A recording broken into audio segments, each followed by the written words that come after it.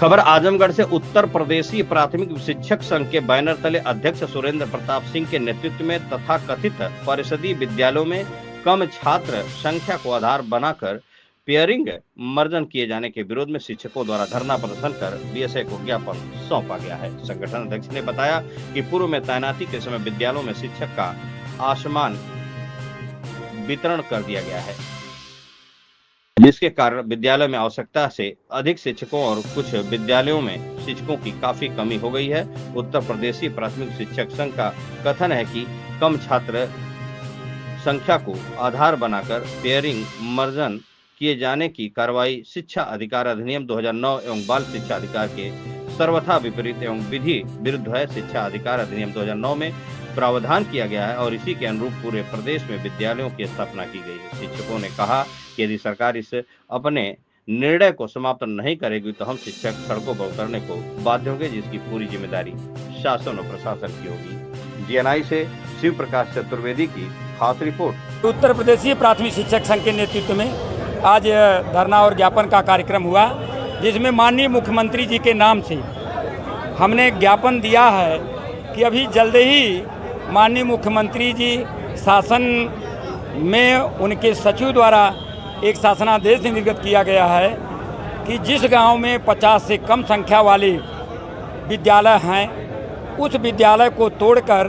कहीं और मर्ज कर दिया जाए और वहां के अध्यापक को कहीं और हटा के कर दिया जाए। जो यह शिक्षक संगठन काला कानून समझता है, इसलिए कि आप सब लोग जानते हैं सरकार ने एक तरफ तो शिक्षा का मौलिक अधिकार अधिनियम बना के यह कहा कि गरीब के बच्चे के एक एक बच्चे के तहत हमारी सरकार शिक्षा देगी। बच्चों का मौलिक अधिकार है शिक्षा ग्रहण करना, और वह शिक्षा से एक तरफ ये मानक मानकर विद्यालय खोलना और दूसरे तरफ यह मानक मानकर कि यहाँ बच्चे कम हैं, विद्यालय को जो है सम्मिलित कर दिया जाए। इस तरह का तुगलकाली फरमान जो है सरकार द्वारा जो है जारी किया गया, उसमें अब उस विद्यालय में शिक्षक नहीं रहेंगे।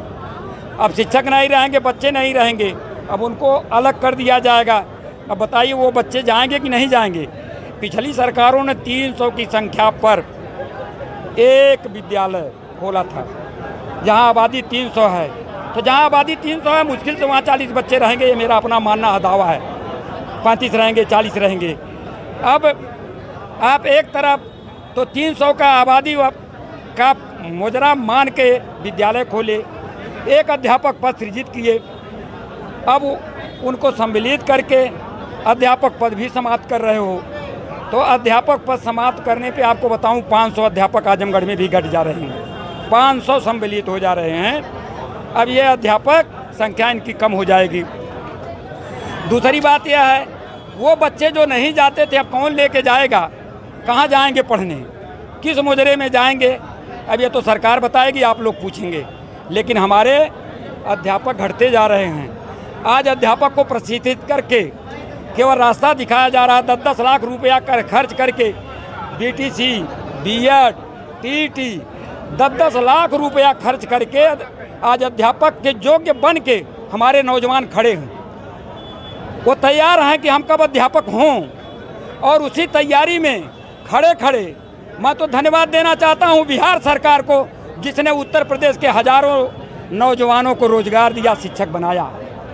आज उत्तर प्रदेश की सरकार बिना भेदभाव के काम कर रही है, लेकिन मेरा अपना मानना है, दावा है कि सारे काम यहाँ भेदभाव से किए जा रहे हैं। शिक्षक घटने से आप सब जानते हैं उसका प्रभाव पड़ेगा शिक्षा पे भी।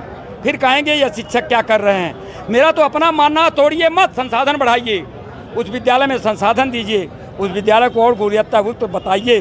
बच्चे जहाँ तक हो सकेंगे, नहीं होंगे तो कम बच्चे शिक्षा से तो वंचित नहीं रहेंगे। और सरकार द्वारा जो अधिनियम लागू किया गया कि शिक्षा सबका अधिकार है, उसका भी तो पालन हो सके। अगर उसका पालन आप नहीं कराओगे तो गांधी जी ने लिखा है कि अगर कोई नियम, अगर कोई शासनादेश, अगर कोई विधि के नियम ऐसे बनते हैं जो जनता के हित में नहीं हैं, तो इस देश के जनता की जिम्मेदारी है कि खड़ा होकर उस नियम को तोड़े। तो हम लोग अब उसके लिए खड़े हो गए हैं, आज धरना दिए और इस नियम को तोड़ना होगा तो कल सड़क पे भी उतरने के लिए बाध्य हो जाएंगे सरकार के खिलाफ। ये हम लोगों का अपना मानना है, क्योंकि हमारे शिक्षक जाएंगे कहाँ? आप तो दिखाओगे कि सरप्लस हो गए शिक्षक, अब 500 कहाँ गए, बात को दिखाएंगे आप। और वो बच्चे कहाँ पढ़ेंगे? क्यों आपने विद्यालय खोला? और जो ये नियम बता रहे हैं वो गांव के नहीं हैं, वो उन कॉन्वेंट में पढ़ने वाले हैं जिनके माँ बाप नंबर 2 के पैसा पाके दून के विद्यालय में और मुंबई के अंबानी के विद्यालय में अपने बच्चों को पढ़ाए हैं। वो एसी में बैठे हैं, वो धरातल की बात नहीं जानते हैं, वो गांव की बात नहीं जान रहे हैं। हमको कह दिए बच्चे नहीं जाएंगे, आप स्कूल जाइए। मास्टर लाचार है, आज जा रहा है, मास्टर लाचार है, जा रहा है, जाके क्या करेगा? अरे एक दिन आप कहे होते जाइए विद्यालय साफ कर लीजिए, रजिस्टर बना लीजिए, लेकिन 15-15 दिन तक आप विद्यालय जाइए, काम कुछ मत करिए, लेकिन जाइए। तो इससे तो आप लोग भी बता सकते हैं कि सरकार की मानसिकता क्या है। ये पढ़ने पढ़ाने की मानसिकता थोड़ा है। 15 दिन तक स्कूल खोल के सारे लोग जाके बैठ रहे हैं और इसके बाद फिर बच्चों को बुलाइए। तो सरकार के नियामक जो है एसी में बैठ के एक एक पत्र जारी कर रहे हैं। 15 साल हो गया हमारी पदोन्नत नहीं हुई पूरे उत्तर प्रदेश में। अब पदोन्नत नहीं हुई तो जब प्राइमरी का सहायक जूनियर का सहायक बनेगा या प्राइमरी का हेडमास्टर बनेगा तो नीचे से संख्या आती है, तब नीचे नियुक्ति होती है। अब आप दिखा रहे हो कि जगह नहीं है, अरे प्रमोशन क्यों नहीं कर रहे हो? मैं आज आप लोगों के सामने कह रहा हूँ विनम्र निवेदन के साथ, आज अगर ये प्रमोशन कर देंगे तो उत्तर प्रदेश में 1 लाख रिक्ति हो जाएगी, उसी दिन 1 लाख रिक्ति हो जाएगी। मेरा अपना मानना है, बड़ी पीड़ा है इस सरकार से। कहना कुछ और है, करना कुछ और है। तो भ्रष्टाचार इतना बढ़ गया है कि आप लोग भी बता दीजिए कि इस भ्रष्टाचार को माननीय योगी जी समझिए, केवल भेदभाव मत समझिए। नीचे से जड़ जो है खोखली होती चली जा रही है, इसको आपको समझना पड़ेगा और आपके लोगों को समझना पड़ेगा। उन नियामकों को जो पत्र लिख रहे हैं, जहां एक डायरेक्टर का पता आज 4-4 डायरेक्टर हो गए, जहां एक मास्टर का पता खत्म हो गया, तो क्योंकि वो एसी में बैठ रहे हैं, वो समझा रहे हैं। उनको समझिए, जनता तो आपकी तरफ देख रही है। आगे आपको अगर आना है तो जनता का विश्वास पाना है, तो इस कानून कानून को समाप्त करना होगा। इसका दुष्परिणाम ये होगा, रसोइयाँ, शिक्षा मित्र, ये तो मान लीजिए जो रोजगार एक तो मिल नहीं रहा है। हर परीक्षा के लिए परीक्षा हम दे रहे हैं। बीए पास किए, बीएड कर लो, नौकरी मिल जाएगी। बीएड किए, टेट कर लो, नौकरी मिल जाएगी। टेट पास के सुपर टेट करो, तब नौकरी मिल जाएगी। वो बाहर वो लड़कों की फौज तैयार है, बाहर बेरोजगारों की फौज तैयार है, और इधर जो है आप बच्चों को मर्ज कर दोगे। और आप मुझे बताइए, क्या संख्या के नाम पे शिक्षक की नियुक्ति सही है? मान लीजिए कि एक विद्यालय में 5 शिक्षक कम से कम जरूर होने चाहिए, चाहे 20 बच्चे क्यों ना हो, क्योंकि हर विषय के अलग अलग ज़रूरत होती है। पता चलता है कि एक टीचर सबको पढ़ा रहा है, एक को भी पढ़ा रहा है, 2 को, क्या वो गुणवत्तापूर्ण शिक्षा होगी? नहीं होगी। तो इसका उपाय ये था कि आपको हर विद्यालय में 5 शिक्षक और 1 जो है लिपिक देना था। लेकिन आपने क्या किया कि संख्या के हिसाब से शिक्षक रख के और आपने हमारा ही रास्ता ख़त्म कर दिया। जो सबसे आसान कदम था वो आपने उठाया। अच्छा ठीक है, चलिए आपने मर्ज किया भी, आपने कोई तैयारी की?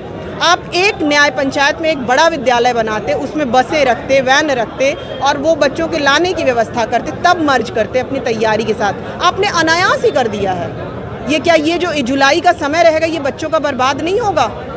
ये भी तो बर्बाद होगा ना। तो ये हमारे सवाल हैं, सरकार इस पे ध्यान दे, थोड़ा संवेदनशील बने बच्चों के प्रति।